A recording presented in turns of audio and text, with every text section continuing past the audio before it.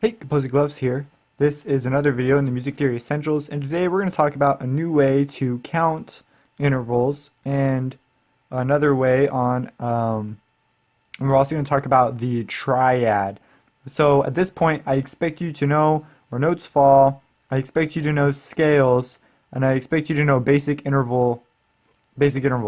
So now we're going to talk about this new way of counting intervals now that we have this scale reference. And so to do this, this is the best way to count intervals. It will always get you the correct one.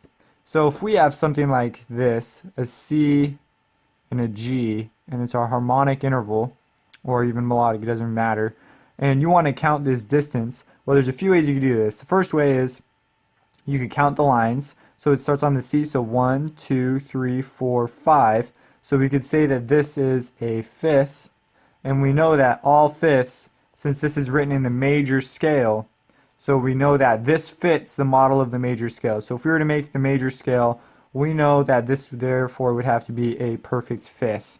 Okay. There's another way to do it. You could start on C and go C, D, E, F, G. And so that's 5. And so we know it would have to be a 5. So you could count the letters or you could count the lines and spaces. It doesn't matter. You get the same result. You realize that it's a fifth of some kind. And then the way you tell what so this is the quantity. And then the way you tell what the quality is, you simply make the major scale from the root. So in a chord or an interval, the bottom note is called the root. It's very important. It is not called the tonic, it's called the root. The tonic is referencing the key, the root is referencing the chord. So if we were to make our major scale, like I keep saying, we would realize that this fits in the major scale, and so therefore it would have to be a perfect fifth, because we know about the major scale. So that is how that works. This should be more T-like, root. So let's talk about this thing called the triad. Now the triad is a 3-note chord. Triad equals 3 notes. Okay, and this is the most common, well, I guess realistically speaking, it's a fair share of music, okay? And the way you make it is you have 3 notes. And the most common is the major. It's a major chord. So what is this right here? We've got 2, and it's called superimposed intervals. That means that the intervals are essentially stacked on top of each other. And we can look at this several different ways. We can say from here to here, well, if we do our little interval counting thing, so C, C, D, E. So we know it's a third, and the E is natural, which fits the C major scale, which is the scale that we're in right now, because there's no sharps and no flats. Then we therefore know that this is a major third. And if we look from this E to G, well, what's that? So we got E, F, G. So we know that's a third of some kind. And if we were to make the E major scale, we would know that this is a minor third. It's minor. So now that we know that, this is what forms our triad, and this allows us to sort of define what's going on. We can also say that from the C to the G is a perfect fifth. Now we have all the criteria we need in order to make any major chord. We know that it's a major third on top of a minor third, and from there you could pretty much do it. But you could also say that it's a perfect fifth, and whatever this first interval is, as long as it's major, we're good to go. So what the heck does that mean? Well, let's make a D major chord. So we have a D, and we need the first interval to be a major third. And we know that the major third, so we should just make a D major scale. So to make a third, we go D, E, F. So we know it's got to be an F of some kind. Now in the D major scale, to make it major, we know that it needs to be a whole step and another whole step, because we only need to make it up to the F, because that's the interval we want. So if we go from D, so we have D whole step, which would be E, and then another whole step, which would be F sharp. So now we could say, oh yeah, this is a F sharp. So this has got to be an F sharp. So now we have our major third. Now we could either make a perfect fifth or we can make a minor third off the F sharp. I actually recommend making the minor third just because it's important to realize that these are two superimposed thirds. So from F sharp, now this looks like a pretty scary scale, right? F sharp, and then we know we need to go up a third, so F, G, A. So we know we need to get to an A.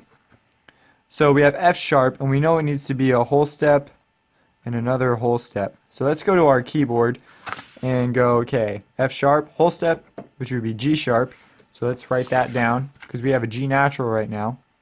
So G sharp. And then we know it needs to be another whole step. So whole step, oh, it's an A sharp. So we know it needs to be an A sharp. Now hold on a minute. We want this to be, so we know that the F sharp, so we know we're going for an A, as we discussed earlier. But we need this to be a minor third. So this is, right now, this is the major scale. Well, we need to make this 3 minor, because we want a minor third. So in order to do that, see how just real quick, you see how this major scale, it's important to be able to make major scales because they allow you to pretty much find out everything else you need to know. So we need a minor third.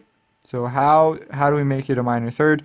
Well, we take this and we lower it a half step. Well, what would that be lowered a half step? We just take away the sharp. So it would be an A natural. So there you have it. This is now a D major chord. And some people just put D because it's symbolized, everything's assumed to be major. You could put D with a capital M, or you could write D maj, and then there's like no really arguing with that.